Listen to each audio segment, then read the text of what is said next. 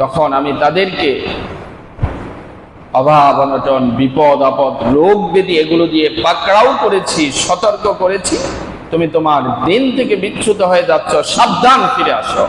এমন কোন খারাপ কাজ নাই, চুরি চামারি চিটিংবাজি লুচ্ছামি নারীবাজি হতে সকল অপরাধের সাথে জড়িত, কিন্তু তার টাকা পয়সা সম্পদের অভাব নাই, ব্যবসা বাণিজ্যের অভাব নাই, বাড়ি গাড়ির অভাব নাই।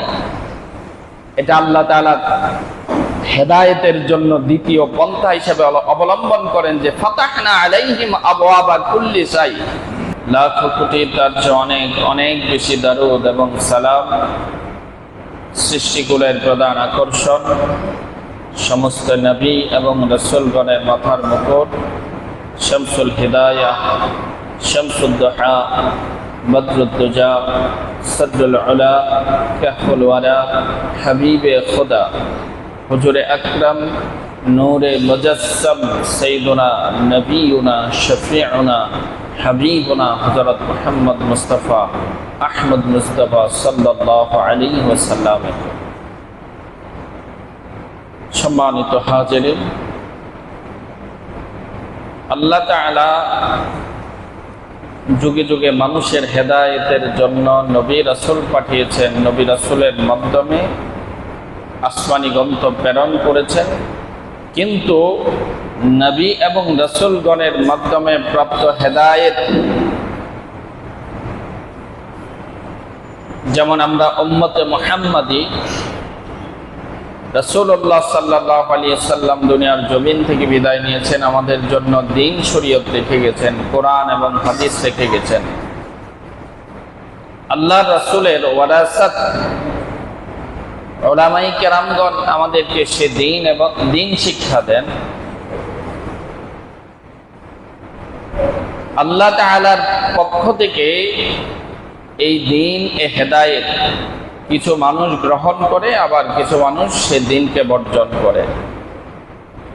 আমরা যারা ঈমানদার মুসলিম, আল্লাহ তাআলার পক্ষ থেকে প্রদত্ত সে হেদায়েত, সে দ্বীনকে গ্রহণ করেছি। কিন্তু দ্বীন এবং ইসলামকে গ্রহণ করার পর কিছু মানুষ আছে, দ্বীন এবং ইসলামের প্রত্যেকটা অনুশাসন বিধিবিধান সেগুলোকে পালন করার জন্য, আমল করার জন্য সর্বোচ্চ চেষ্টা করে, প্রচেষ্টা করে। আবার কিছু মানুষ আছে ঈমানদার মুসলিম, কিন্তু দ্বীনের সকল বিধিবিধানগুলো পালন করার জন্য চেষ্টা করে না। ঈমান ঠিক আছে, কিন্তু দ্বীনের বিধিবিধানগুলো, আল্লাহর হুকুমগুলো পালন করার জন্য চেষ্টা করে না, হেদায়েতের পথ থেকে আস্তে আস্তে দূরে সরে যায়। ঈমানদার মুসলমানদেরকে আল্লাহ তাআলা হেদায়েতের পথে অবিচল রাখার জন্য দুইটি পদ্ধতি আল্লাহ তাআলা গ্রহণ করেছেন। কার জন্য? আমরা যারা ঈমানদার, যারা মুসলমান, আমরা যখন হেদায়েতের পথ থেকে ভিন্ন পথে পরিচালিত হওয়ার চেষ্টা করি, আমরা যখন অন্যদিকে ডাইভার্ট হওয়ার চেষ্টা করি, তখন আল্লাহ তাআলা ঈমানদার মুসলমানদেরকে হেদায়েত করার জন্য দুইটি পথ এবং পদ্ধতি অবলম্বন করেন। এক নম্বর পথ পদ্ধতি হচ্ছে,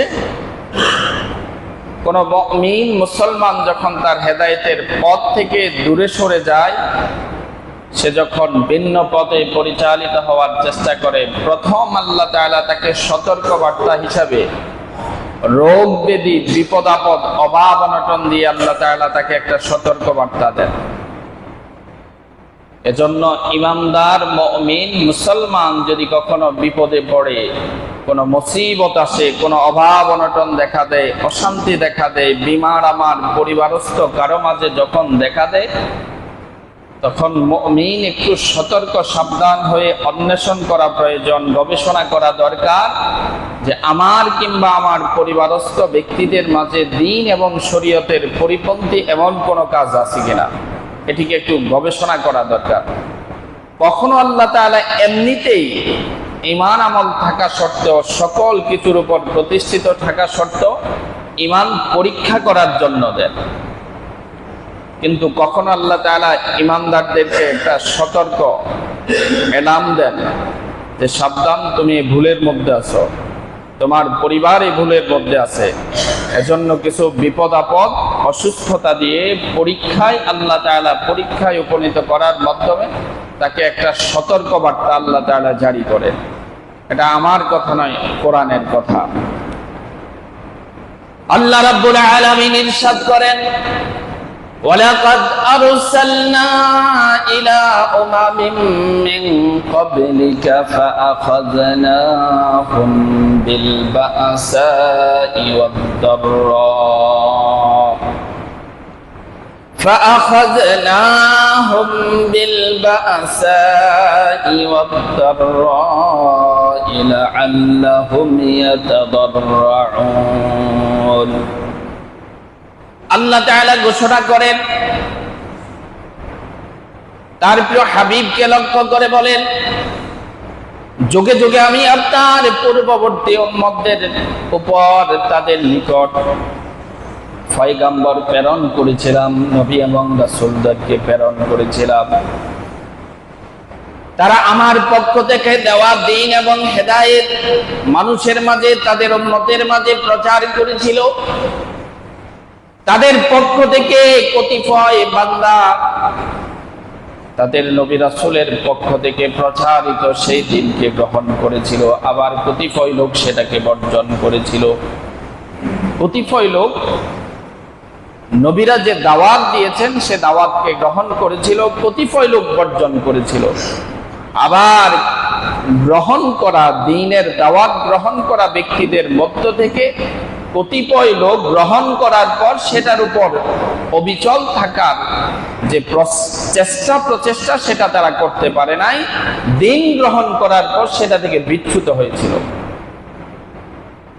এরপর আল্লাহ তাআলা বলেন, ফাআখাযনাহুম বিল বাসাই ওয়াদ-দাররা, তখন আমি তাদেরকে অভাব অনটন, বিপদ আপদ, রোগ ব্যাধি এগুলো দিয়ে পাকড়াও করেছি, সতর্ক করেছি, তুমি তোমার দিন থেকে বিচ্যুত হয়ে যাচ্ছ, সাবধান, ফিরে আসো। লাআল্লাহুম ইয়াতাদাররাউন, যাতে করে তারা কি করে, অনুতপ্ত হয়ে অনুশোচনা করে আবার দ্বীনের পথে ফিরে আসে। এজন্য প্রত্যেকটা মুমিন যখন বিপদে পড়ে, ঘরের মধ্যে অভাব অনটন দেখা দেয়, বিপদ আপদ খুব বেশি আসে, অসুখ বিসুখ, রোগ ভালাই এগুলা যখন ছেড়ে যায় না, তখন ইমানদার মুমিনকে গবেষণা করতে হবে, আমার মধ্যে কিংবা আমার পরিবারস্থ অধীনস্থ যারা আছে তাদের মধ্যে দ্বীনের খেলাফ, আল্লাহ অসন্তুষ্ট হয় এমন কোন বিষয় আছে কিনা। এটা হচ্ছে এক নাম্বার সতর্ক বার্তা। কাদের জন্য? মুমিন মুসলমানদেরকে হেদায়েতের পথে প্রতিষ্ঠিত করার জন্য, ফিরে আনার জন্য। যখন মুমিন ইমানদার কিছু ব্যক্তি আছে যে তারা পাপের মধ্যে এমন ভাবে লিপ্ত হয়ে যায়, অন্যায় অপরাধের মাঝে সাথে এমন ভাবে সম্পৃক্ত হয়ে যায়, তারা সেই পাপ থেকে, অন্যায় থেকে ফিরে আসতে পারে না, চায় না, চেষ্টাও করে না। যখন অন্তরটা মরে যায়, সেটাও আল্লাহ তাআলা কোরআনের মধ্যে ঘোষণা করে দিয়েছে। ফালাউলা ইয জাআহুম বা'সুনা তাদাররু ওয়ালাকিন কাসাত কুলুবুহুম ওয়া যায়্যানা লাহুমুশ শাইতানু মা কানু ইয়া'মালুন। আল্লাহ তাআলা বলেন, আমার বান্দাদের মধ্যে কিছু বান্দা আছে যাদেরকে বিপদ আপদ, দুনিয়ার দুঃখ কষ্ট দিয়ে সতর্ক বার্তা দেওয়ার পরেও তারা সেই পথ থেকে ফিরে আসে না।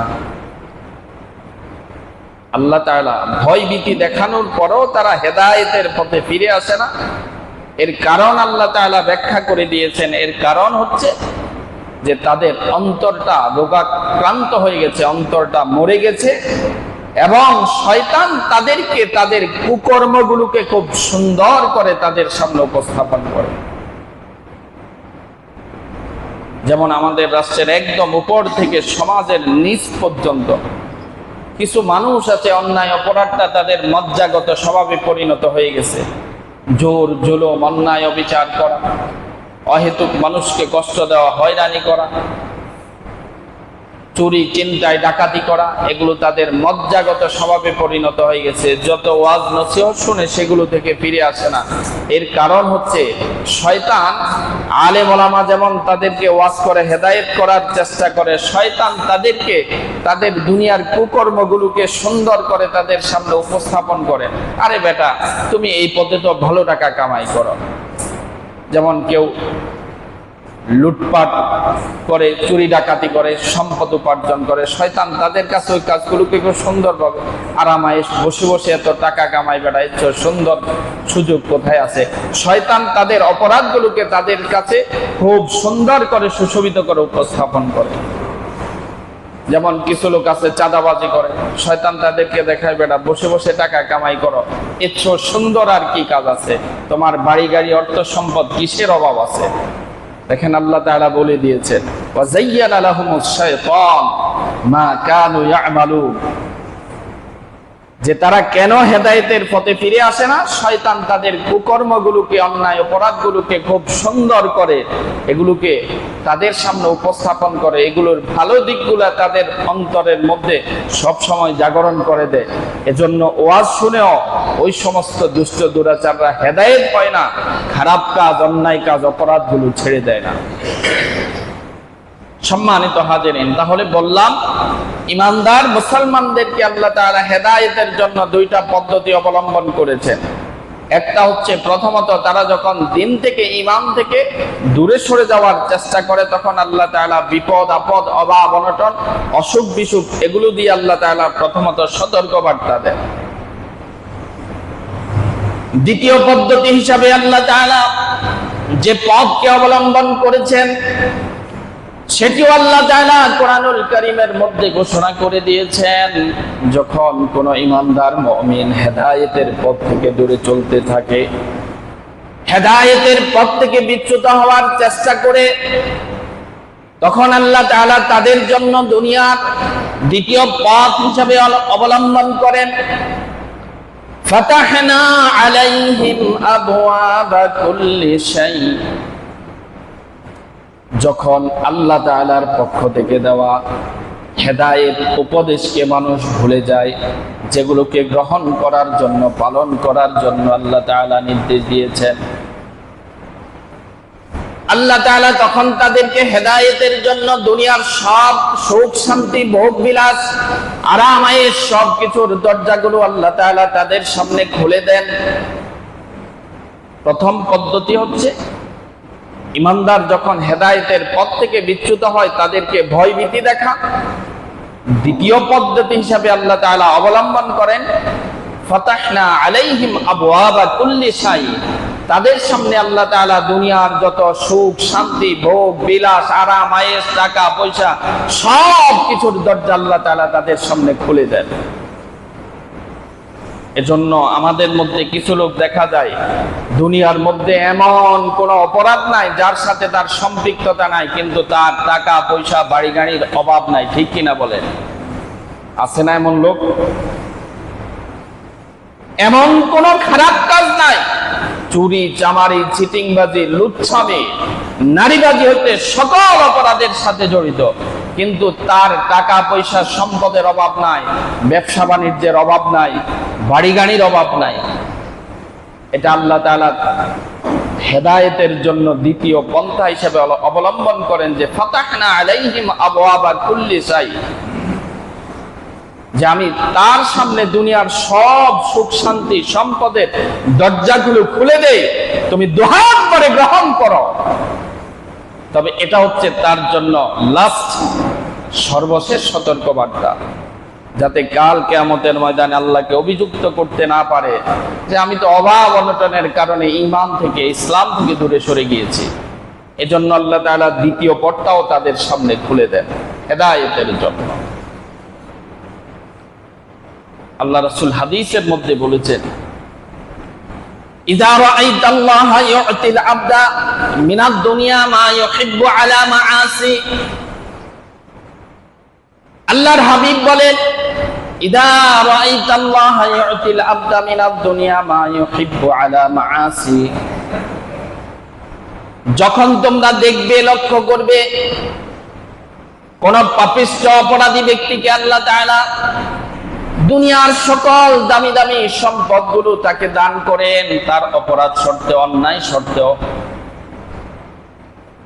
দুনিয়ার সকল অপকর্মের সাথে সম্পৃক্ত থাকার পরেও রাসূল বলতেছেন যে যখন তুমি দেখবে আল্লাহ তাআলা তাকে দুনিয়ার সকল নিয়ামতগুলো দান করে দিয়েছেন, রাসূল বলেছেন ফাইন্নামা হুয়া ইস্তিদরাজ, যেটা তার জন্য আল্লাহ তাআলার পক্ষ থেকে অবকাশ, এটা তার জন্য আল্লাহ তাআলার পক্ষ থেকে একটা সুযোগ, একটা অবকাশ। যখন আল্লাহ তাআলা তাকে দ্বিতীয় পদ্ধতি, পথ পন্থা দিয়েও যখন মানুষ হেদায়েতের পথে আসে না, সম্পদ, অর্থ সম্পদ সব কিছু পেয়ে যখন দ্বীনের পথে আসে না, আল্লাহ তাআলা তখন তাকে এমন ভাবে পাকড়াও করেন, হাত্তা ইদা ফারিহু বিমা উতু আখাযনাহুম বাগতাতান ফাইদাহুম মুবলিসুন, যে আমি যখন দ্বিতীয় পন্থা হিসাবে তাকে হেদায়েত করার জন্য দুনিয়ার সব সুখ শান্তি আরাম আয়েশ সব কিছুর মালিক বানিয়ে দিয়েছে, এরপরেও যখন হেদায়েত হয় না, হেদায়েতের পথে ফিরে আসে না, তখন সে যখন এগুলো পেয়ে আরো বেশি বেপরোয়া হয়ে যায়, দুনিয়ার মাঝে আরো বেশি যখন ডুবে যায়, হাত্তা ইযা ফারিহু, অনেক বেশি যখন আনন্দিত হয়ে যায়, আল্লাহ তাআলা বলেন তখন তাকে আমি আকস্মিকভাবে হঠাৎ করে পাকড়াও করি। ফেরাউনকে আল্লাহ তাআলা এত বেশি সুযোগ দিয়েছেন, ফেরাউনের কয়েকটা কাজ ছিল যেগুলো আল্লাহ তাআলা পছন্দ করতেন। ফেরাউন তার রাজ্যের বিভিন্ন জায়গায় সরাইখানা খুলেছিল, মানুষ যখন যেত সেখানে তাদেরকে আতিথেয়তার ব্যবস্থা করত। ফেরাউনের আরেকটা চমৎকার কাজ ছিল, ফেরাউন রাতের বেলায় দাঁড়িয়ে দাঁড়িয়ে দীর্ঘ সময় নামাজ আদায় করত শেষ রাতে। আমরা তো সাজদা করি এই সমতল জায়গার মধ্যে, ফেরাউন সাজদার জায়গায় একটা গর্ত করত, গর্তের মধ্যে মাথা ঢুকায় তারপর সাজদা করত। সারাদিন যত কুকর্ম আছে সব করতো, আর রাতের বেলায় গর্তের ভিতরে মাথা ঢুকায় সাজদা করে আল্লাহর কাছে কান্নাকাটি করতো, আল্লাহ আমি যা করি সব কিছু অন্যায় অপরাধ, তুমি আমার একটু সুযোগ দাও, নাইলে আমার বিপদ। আল্লাহ তাআলা তার এই কর্মটা, তিনটা কাজ ফেরাউনের আল্লাহ তাআলা খুব পছন্দ করেছেন, এজন্য দুনিয়াতে তাকে কয়েকটা সুযোগ দিয়েছেন। যেমন ফেরাউন নীল নদের কাছে যায়, যদি বলতো এই পানি 1 ইঞ্চি বাড়ো, পানি 1 ইঞ্চি বেড়ে যেত, যদি বলতো 1 ইঞ্চি কমো, পানি 1 ইঞ্চি কমে যেত। এই ক্ষমতা আল্লাহ ফেরাউনকে দিয়েছেন, আর ফেরাউন এগুলো দেখে মানুষকে প্রদভস্ত করত। তাকে আল্লাহ তাআলা ক্ষমতা, দুনিয়ার এমন ক্ষমতা দিয়েছেন, সমস্ত পৃথিবীতে এমন ভাবে শাসন কার্য পরিচালনা করেছিল, ফেরাউনের মতো ক্ষমতাধর ব্যক্তিকেও আল্লাহ তাআলা সমূলে উৎপাটন করে দিয়েছেন, ধ্বংস করে দিয়েছেন। পৃথিবীতে এত বড় স্বৈরাচার, এত বড় জালেম শাসক পৃথিবীতে আর আসবে না। আল্লাহ তাআলা ফেরাউনকেও ক্ষমতার সর্বোচ্চ আসনে আসীন করে, আবার এমন চরম শিক্ষা দিয়ে ধ্বংস করে আল্লাহ তাআলা দুনিয়াবাসীর মাঝে দৃষ্টান্ত রেখে দিয়েছেন, কিয়ামত পর্যন্ত মানুষ যাতে এখান থেকে শিক্ষা গ্রহণ করে, কিন্তু আমরা করতে পারি না। আর এখনকার স্বৈর শাসকরা মানুষকে কি করে, কত পরিমাণ শাস্তি দেয়, নাইলে মানুষকে গুলি করে মেরে ফেলে, অথবা গুম করে গোপনে মেরে ফেলে। এই তো, এর চেয়ে বেশি শাস্তি কি দিতে পারে? যা করে সব তো গোপনে গোপনে করে, নাকি প্রকাশ্যে মানুষ মারে? প্রকাশ্যে যারা মারে এগুলা খুন খারাপই হয়, কিন্তু কোন শাসক গোষ্ঠী এভাবে প্রকাশ্যে মানুষকে মারার এত বড় সুযোগ এখন পৃথিবীতে নাই, খুব কমে আছে। ফেরাউন তার বিরুদ্ধাচরণ করার জন্য মানুষকে কিভাবে শাস্তি দিত? হাত পা উত্তপ্ত মরুভূমির মধ্যে হাত পা সব কিছু ছড়িয়ে দিয়ে হাতের মধ্যে প্যারাক গাঁথত, 2 হাতের মধ্যে 2টা প্যারাক গাঁথত, 2 পায়ের মধ্যে 2টা প্যারাক গাঁথত, এরপর উত্তপ্ত মরুভূমির মধ্যে ছেড়ে দিত। এভাবে মানুষ মারা পৃথিবীতে বর্তমানে সম্ভব? যে ফেরাউনকে আল্লাহ তাআলা এত ক্ষমতা দিয়েছেন, সে ফেরাউনকে আল্লাহ তাআলা নির্লজ্জভাবে পৃথিবীর জমিন থেকে ধ্বংস করে দিয়েছেন। আল্লাহ তাআলা সেটাই বলতেছেন, হাত্তা ইদা ফারিহু বিমা উতু ফাআখাযনাহুম বাগতাতান ফাইদা হুম মুবলিসুন। যে হেদায়েতের দুইটা পথ, ইমানদার মুমিন যখন হেদায়েত থেকে অন্য পথে পরিচালিত হয়, আল্লাহ তাআলা ভয় ভীতি, দুঃখ কষ্ট, অভাব অনটন এগুলো দিয়ে সতর্কতা জারি করেন। এরপর যদি হেদায়েতের পথে ফিরে না আসে, তখন আল্লাহ তাআলা তার সামনে দুনিয়ার সব কিছু তার সামনে খুলে দেন। এরপরে যদি হেদায়েতের পথে ফিরে না আসে, দাম্ভিকতা প্রদর্শন করে, অন্যায় অপরাধ এগুলোর উপর অবিচল থাকার চেষ্টা করে, তখন আল্লাহ তাআলা তাকে হঠাৎ ভাবে আকস্মিক করে এমন জায়গায় আল্লাহ তাআলা ধরা দেন যেখানে ধরা খাওয়ার চিন্তাই করে না। ঘটে না আমাদের সমাজে? এই জমিনে এমন দৃষ্টান্ত নাই, চিন্তাই করে না কোন জায়গায় যায় সে ধরা খাইবে, কিন্তু যেটাকে একদম তুচ্ছ নগণ্য বিষয় মনে করে সেখানে আল্লাহ তাআলা ধরা খাইয়ে দেন না। কোন রাজনৈতিক কথার জন্য বলতেছি না, দৃষ্টান্তের একটা দৃষ্টান্ত হিসেবে বলতেছি। এই যে আমাদের দেশে গত 17 বছর যারা শাসন করেছিল, যখন যাদের মাধ্যমে তাদের পতনটা, ছাত্ররা যখন আন্দোলন শুরু করেছিল, তাদেরকে নিয়ে ঠাট্টা তামাশা করছে না? কিন্তু আল্লাহ তাআলা এটার মধ্যে এমন বিস্ফোরণ দান করছেন, সেখানেই তাদের পরাজয়। অথচ বাংলাদেশের তাদের বিপরীত সকল শক্তিগুলো একত্রিত হয়ে তো তাদেরকে ক্ষমতা থেকে নামানোর কত চেষ্টা করছে, পারছে। আল্লাহ তাআলা যখন মানুষকে সুযোগ দেন, অন্যায় অপরাধ যখন করতে চায়, আল্লাহ তাআলা তাদেরকে সুযোগ দেন, কিন্তু সুযোগ দিতে দিতে যখন তারা বেশি মাত্রাতিরিক্ত সুযোগ গ্রহণ করে, তখন আল্লাহ তাআলা তাদেরকে আকস্মিকভাবে পতন করে দেন। এবং আল্লাহ তাআলা আয়াতের শেষ অংশে বলেন যে ফাকুতি আদাবিরুল কওমিল্লাযিনা যালামু, কখনো কখনো আল্লাহ তাআলা তাদেরকে একদম সমূলে ধ্বংস করে দেন। যেমন ফেরাউন, যখন আল্লাহ তাআলা তাকে ধ্বংস করছেন, ধ্বংস করার পরে ফেরাউনের কোনো অস্তিত্ব আল্লাহ পৃথিবীর জমিনে রেখেছেন? তার সকল রাজত্ব, ক্ষমতা, সৈন্য সামন্ত যা আছে সব কিছু আল্লাহ তাআলা ধ্বংস করে দিয়েছেন। সম্মানিত হাজিরিন, আমার আলোচনার মূল বিষয় হচ্ছে, সামারিটা আমি বলে দিচ্ছি। মুমিন, ইমানদার যারা আমরা মুসলমান, তারা যখন ঈমানের পথ থেকে, হেদায়েতের পথ থেকে যখন বিপদে পরিচালিত হওয়ার চেষ্টা করে, তখন আল্লাহ তাআলা তাদেরকে হেদায়েতের জন্য দুইটা পদ্ধতি অবলম্বন করেন। প্রথম হচ্ছে আল্লাহ তাআলা তার মধ্যে কিংবা তার পরিবার পরিজন, তাদের মধ্যে আল্লাহ তাআলা বিপদ আপদ দেখিয়ে দেন, বিপদ আপদ দেন, অভাব অনটন দেন, অসুখ বিসুখ দেন। এজন্য প্রত্যেকটা মুমিনের উচিত হচ্ছে, যখন বিপদ আপদ আসে, অভাব অনটন দেখা দেয়, অসুখ বিসুখ এগুলো যখন পরিবারের মধ্যে আসে, মুমিন গবেষণা করে বের করতে হবে যে আমার মধ্যে কিংবা আমার পরিবারের মধ্যে কোনো সমস্যা আছে কিনা।